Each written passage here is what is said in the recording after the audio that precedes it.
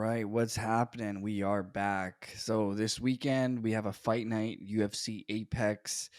A lot of people are hating on this fight night. I think it's great, man. And I got a couple fighters that I've been telling people about for years, guys like Makayev, the Basharat Bros. But before we start, if you guys need a place to BetUS, promo code Iceman. We have a new thing going. If you use promo code Iceman, you're going to get 125% deposit bonus on your first three deposits. Yes, you heard me correctly. Your first three deposits, not just one. So no other gambling site is giving out 125% bonuses for your first three deposits. But BetUS, we're doing the damn thing. Promo code Iceman. And you guys don't need to, bet what I'm betting. Bet whatever you guys are feeling. And if you guys are feeling what I'm feeling, that's where the magic happens, right? I'd never say, hey, take this guy if you're not feeling him. Never. Only take it if you're feeling him as well, or if you guys are into other sports and stuff. But me, myself, I do watch some other sports, but I'm really just into MMA, jiu-jitsu, and a bit of boxing and Muay Thai as well. But you got to MMA and Brazilian Jiu Jitsu are my bread and butter. And just working my way up to get that black belt in Brazilian Jiu Jitsu. I'm currently a brown belt. I've been doing Brazilian Jiu Jitsu for 16 years. I train 5 days a week and teach 5 days a week. But we are getting there slowly but surely.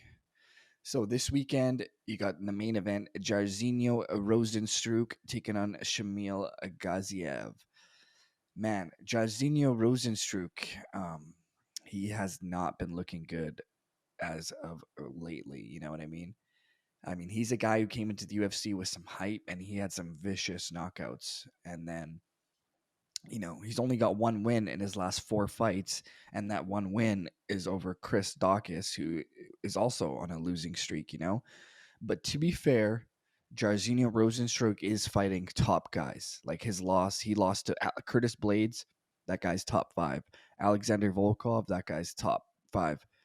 And Jalton Almeida, he maybe not top five right now, but he probably will be.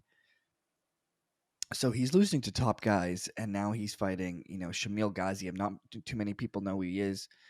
Fighting out of, I believe he was born in Dagestan, Russia, but he's currently lives in Bahrain. And the guy's the real deal, man. He has a very good ground game as well as in his ability to strike. He's very good, man. He's undefeated. Clearly the guy knows how to win, right?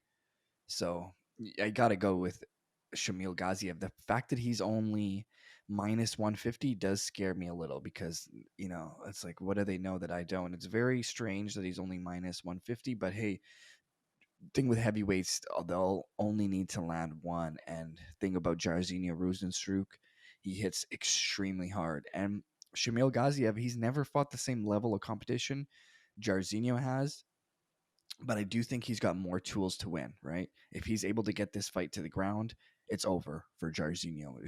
These guys that are born in Dagestan, they can wrestle and grapple, right? And, is he going to go out there and have a kickboxing match with Jairzinho? Then it's probably going to go Jairzinho's way. But if he goes out there, makes it a mixed martial arts battle, and he really uses his grappling, I think Jairzinho is going to be in big, big trouble there because he is not a good grappler at all.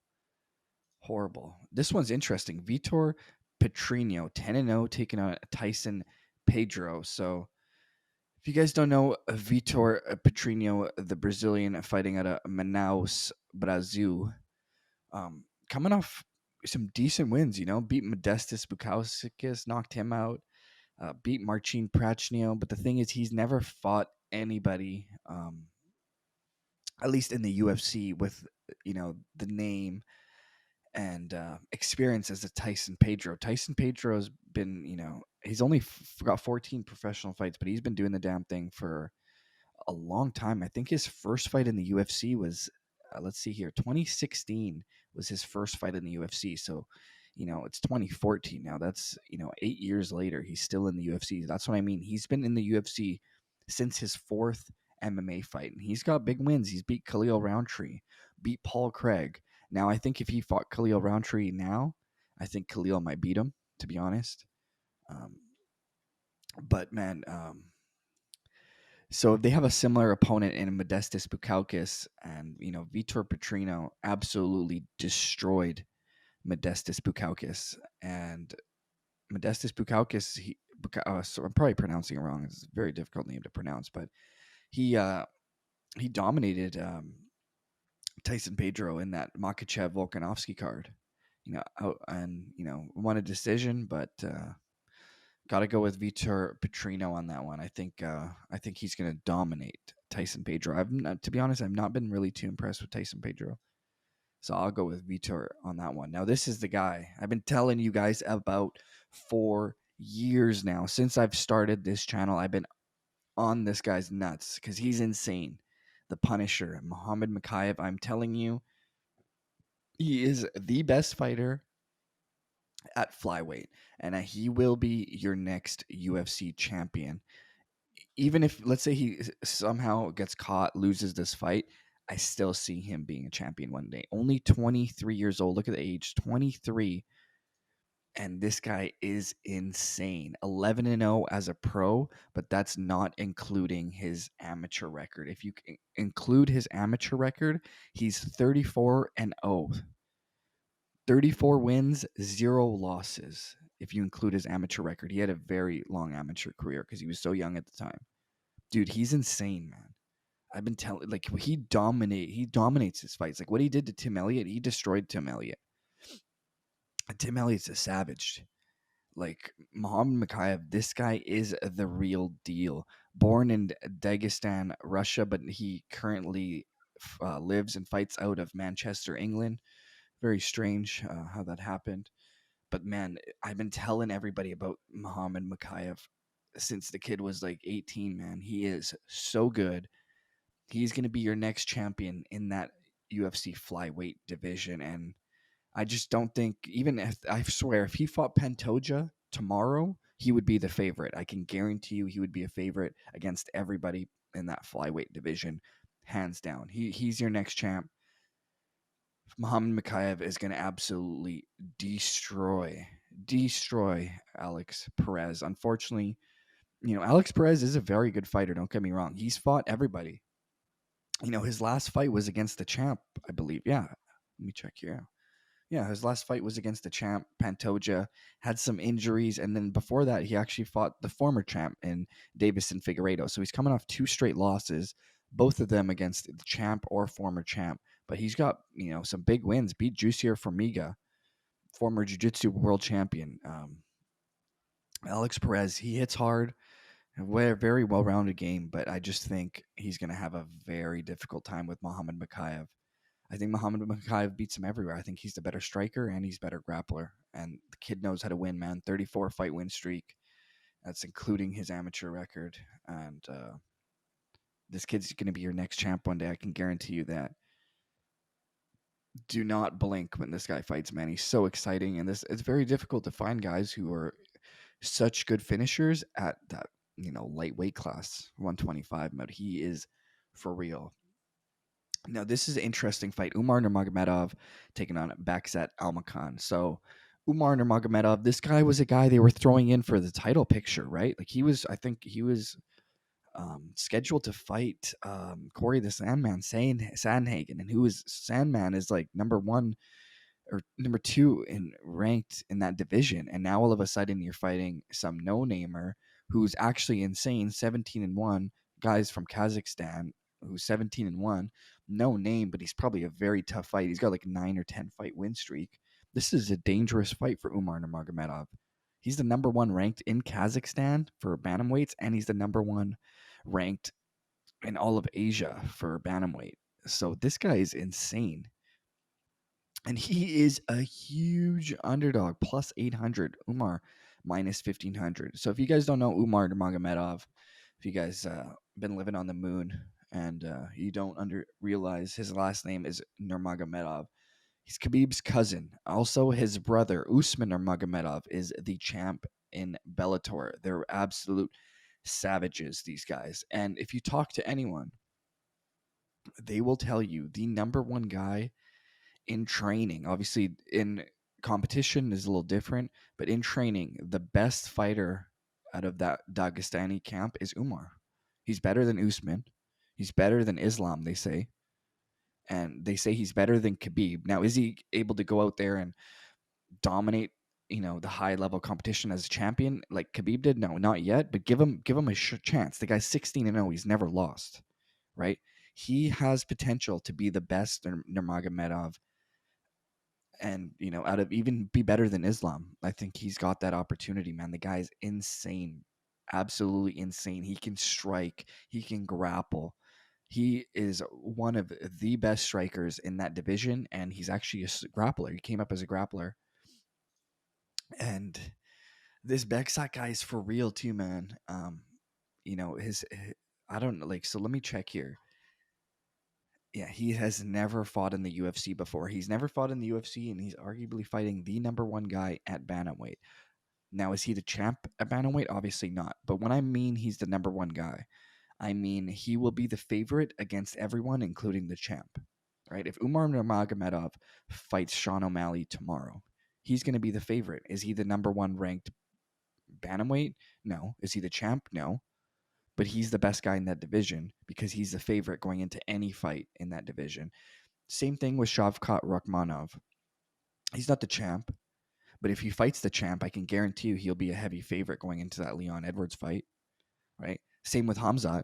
Hamzat's not the champ of middleweight, but he'll probably be the favorite going into a fight with Dricus, guaranteed, right? So this is what I mean. When you got a guy who's going to be the favorite going against everyone in that division, that guy's probably your best fighter in that division, right? These odds makers know their shit.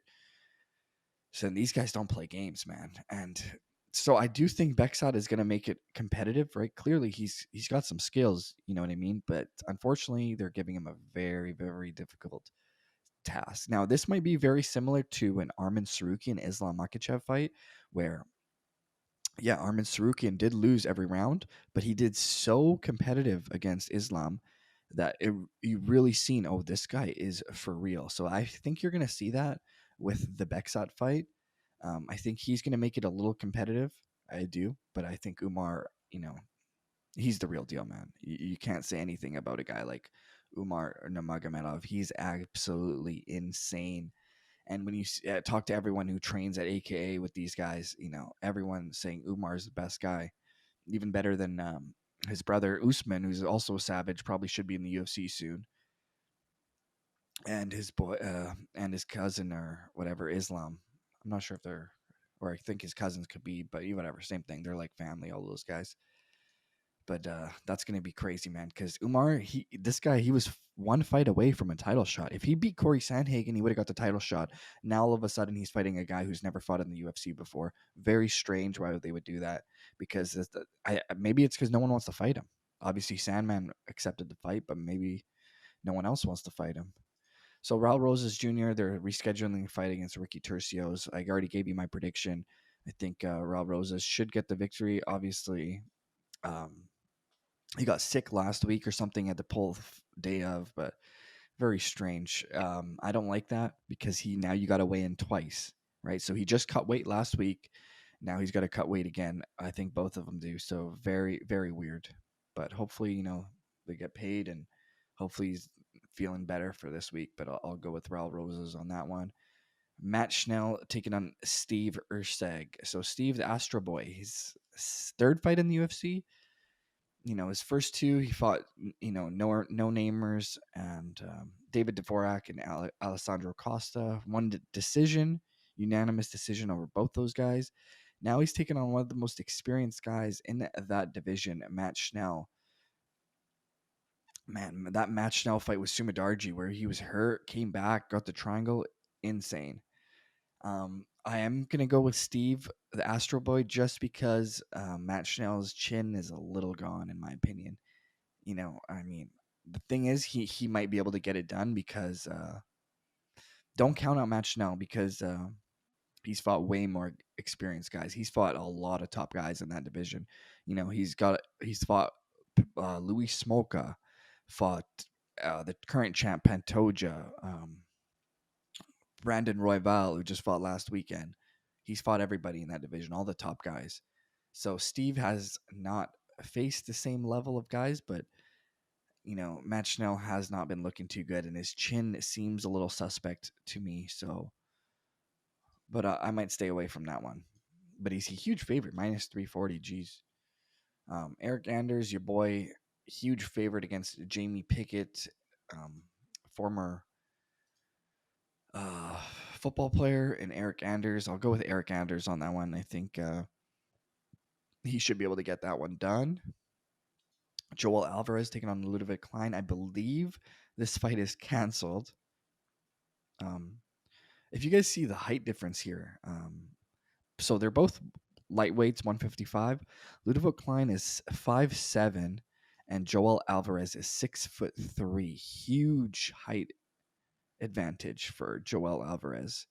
Um, Very significant height advantage, but obviously I had Joel Alvarez winning, but I believe this fight is canceled and he's rescheduled to fight Mateusz Rebecki, which is a much more difficult fight for him, and he's fought some hard fights, man, Joel. Oh, next one, we got Faraz Zahabi's brother, Ayman Zahabi, taking on my boy, the Basharat Bros. So if you guys don't know Javid Basharat, him and his brother, the Basharat Bros are absolute savages, strong, strong grapplers. Unfortunately, his last fight with Victor Henry ended in an accidental groin kick, and it was a no contest. So he's got to, you know, turn around here. He's fighting Ayman Zahabi, and I think he's absolutely going to dominate Ayman Zahabi everywhere. Dude, the Basharat Bros are for real. These boys can grapple. Him and his brother, absolute savages. And unfortunately for Ayman Zahabi, that's a very difficult fight for him, man. I would not have taken this fight. These Afghan bros are tough as nails, man. So I've been telling you about these Basharat bros for a while, and I like what they're doing with them. How they're, giving them sort of, building them up a bit. You're not throwing them with the wolves right away. You're sort of building them up the brand, giving them the experience these guys need. These guys coming up like the Basharat bros, Muhammad Makayev, they did the right thing. The UFC did the right thing with them, really, building up their confidence, right? And getting them that experience they need, and then they throw them in there with the Wolves. I love it. And I think Basharat, clearly minus 800, he's going to destroy Ayman Zahabi. The last one I'll touch on here is Christian Leroy Duncan, CLD. You know, he was on a very, good win streak, and then he ran into Armin Petrosian, brother of Giorgio Petrosian, professional kickboxer, K1 striker, and now he's taking on Claudio Ribeiro. So if you guys don't know Claudio Ribeiro, the Brazilian, he's the guy who just got head kicked by Roman Kopylov. Roman Kopylov, he just fought not last week but the week before against Fluffy Hernandez. He actually started out in a good fight, but so that's the guy who Roman Kopylov head kicked, and now he's coming off a very vicious head kick loss. Now you're taking on Christian Leroy Duncan, fighting out of England. I got to go with Christian Leroy Duncan here. If you guys notice, this entire card is pretty much favorites, like big favorites, versus huge underdogs, other than the main event, which is fine.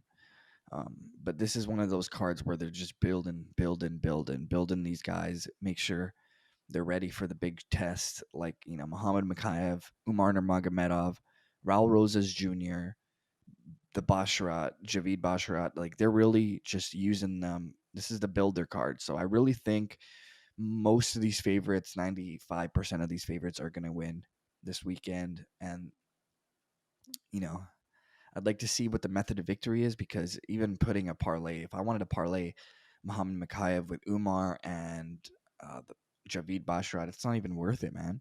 It's really not worth it right now until the method of victory comes out, and then you can take maybe Umar by finish and see what the odds are for that. Muhammad Makayev by finish or something like this. Um, I would like to see what they have not dropped it yet. So tune in. and let's do that. Let's make that money. This is the weekend we build that bankroll for the pay-per-view coming up on March 9th. That UFC 299 pay-per-view is absolutely stacked. I can't wait for that card. So let's build that bankroll.